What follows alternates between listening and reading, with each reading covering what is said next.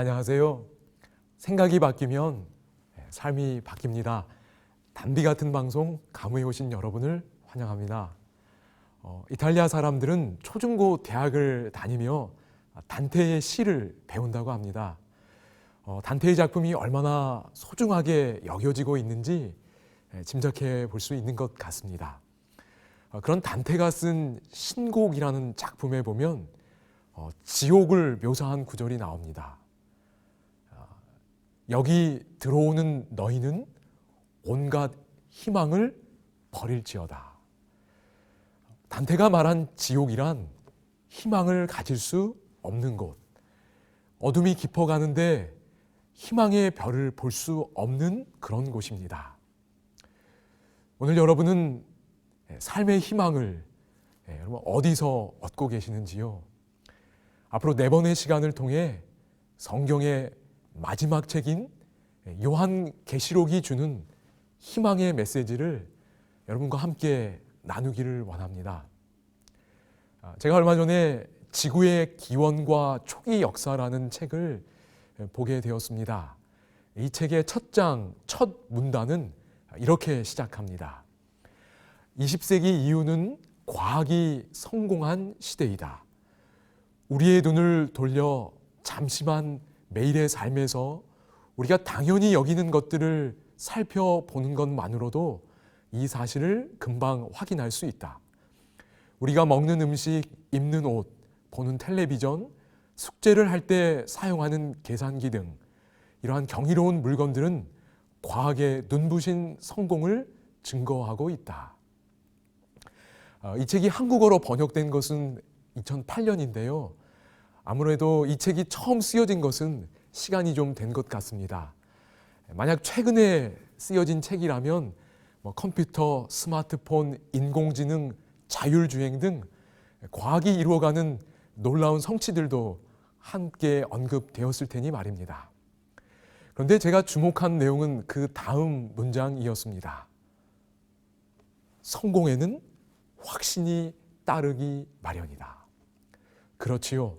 성공하면 뭔가 믿음이 쌓이고 확신할 수 있게 됩니다. 눈부신 성공을 이루어가는 과학에 대해 우리는 확신을 갖게 되는 것입니다. 그럼 어떤 확신이 생기게 될까요? 이 책은 계속해서 이렇게 말했습니다. 이 확신은 과학이 시도하는 모든 일은 성취될 수 있으며 과학이 주장하는 모든 것은 진리라고 믿게 하는 확신이다. 분명 우리는 과학에 대해 이런 확신이 점점 더 커지는 사회 속에서 살아가는 것 같습니다. 과학이 시도하면 다 성공할 것 같고 과학이 말하는 것은 마치 다 진리인 것 같은 그런 시대에 우리는 살고 있습니다. 우리는 과학에 대해서 이런 확신을 정말 가져도 되는 것일까요?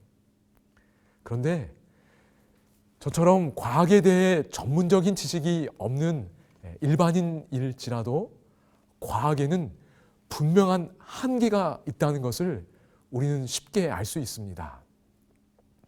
먼저 과학은 기원에 대해서는 사실 확신을 주는 설명을 할 수 없습니다. EBS 교육 영상 중에 인류의 탄생이라는 영상을 본 적이 있습니다. 어떻게 인류가 탄생하게 되었는지 그 기원을 설명하는 영상이었습니다. 제가 그 설명 내용 중 일부를 그대로 옮겨 보겠습니다. 여기 화면에 사진과 함께 좀 들으시면 좋겠습니다. 수백만 년 전 아프리카 평원에서는 엄청난 사건이 발생한다. 인류의 기원과 관련하여 일어난 이 엄청난 사건이란 무엇이었을까요? 영상에서 이렇게 말했습니다. 4발로 걷던 유인원들이 일어서서 2발로 걷게 된 것이다. 그 다음 설명은 이렇게 이어졌습니다. 걷는 자세의 변화는 결국 두뇌 크기의 변화로 이어졌다. 그리고 바로 다음 문장입니다. 오랜 시간이 지난 후에 2발로 걷던 유인원은 우리가 된다. 여러분, 인류가 어떻게 존재하게 되었는지 그 기원에 대한 이러한 설명을 정말 확신을 갖고 믿으실 수 있겠는지요? 제가 몇몇 학생들에게 좀 물어보았습니다. 그런데 창조주 하나님을 믿지 않는 학생일지라도 이런 설명에 대해서 확신을 갖기가 쉽지 않았습니다. 다른 적당한 설명이 없으니 그런가 보다 하는 정도일 것입니다. 이처럼 과학은 기원에 대해서는 사실 확신을 주는 설명을 줄 수 없는 것 같습니다. 또한 과학은 기원에 대한 문제뿐만 아니라 인간의 이 미래에 대해서도 정확한 대답을 해줄 수 없습니다. 과학의 힘은 자연 세계를 관찰하여 미래에 발생할 사건들을 예측하는 데 있다고 했습니다. 그런데 과학은 미래에 대해 어느 정도까지 예측할 수 있을까요? EBS 특별기획 통찰이라는 프로그램에서 과학은 미래를 예측할 수 있는가라는 주제로 전문가들이 강연하는 것을 들어보았습니다. 크게 이 고전역학과 양자역학으로 나누어 설명했는데요.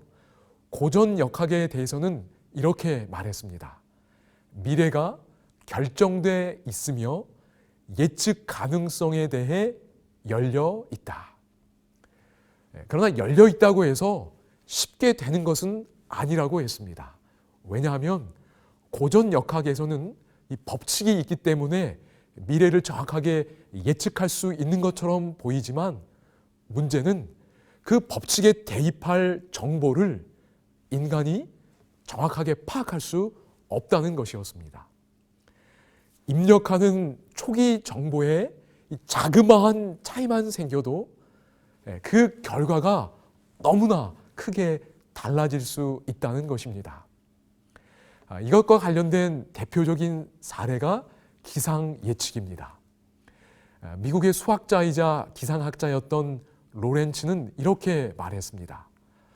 소수점 아래 11번째 자리의 숫자가 1이냐 2냐로 미래는 드라마틱하게 바뀐다.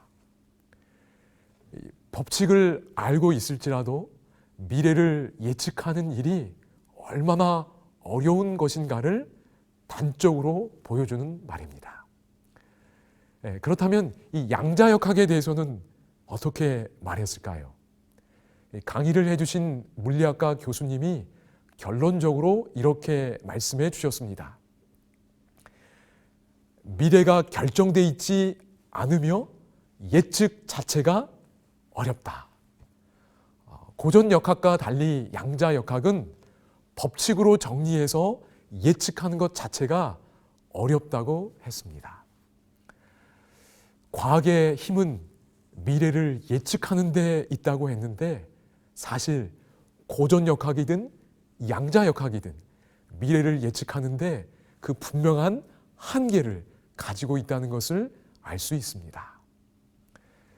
이처럼 과학이 기원에 대한 문제든 미래에 대한 예측이든 한계를 갖고 있음에도 불구하고 사람들은 과학에 대해 점점 더 확신을 갖게 되는 것 같습니다. 과학이 시도하는 모든 일은 성취될 수 있고 과학이 주장하는 모든 것은 진리라고 믿게 하는 그런 확신 말이지요. 여러분은 이것에 대해 어떻게 생각하시는지요? 2014년도에 개봉되어 많은 사람들이 본 인터스텔라라는 영화가 있습니다.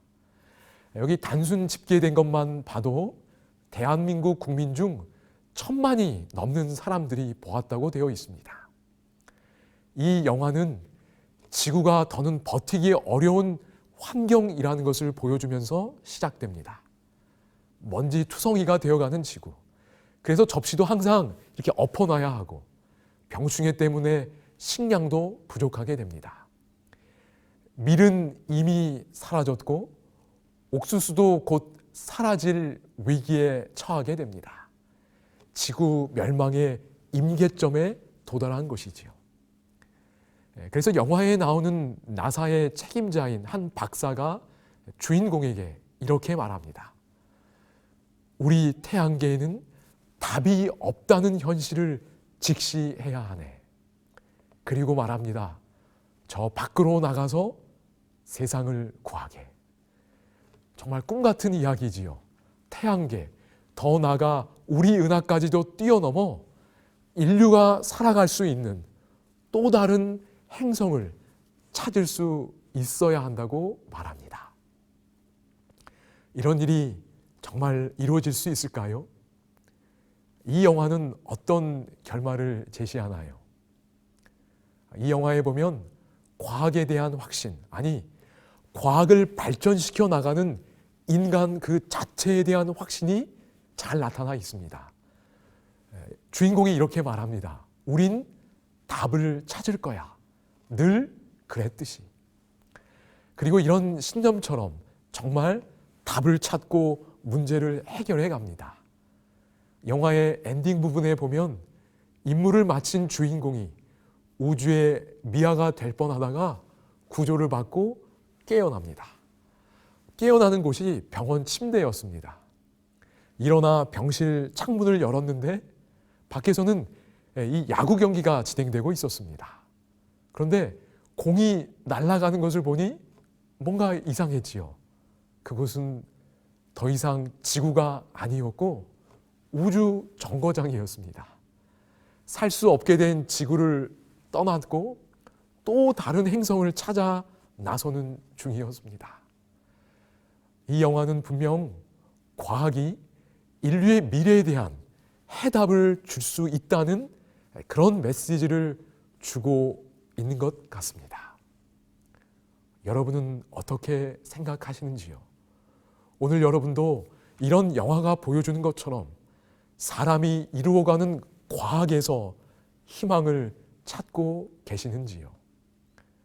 저는 앞으로 3번에 걸쳐서 성경의 마지막 책인 요한계시록이 전해주는 희망의 메시지를 말씀드리려고 합니다.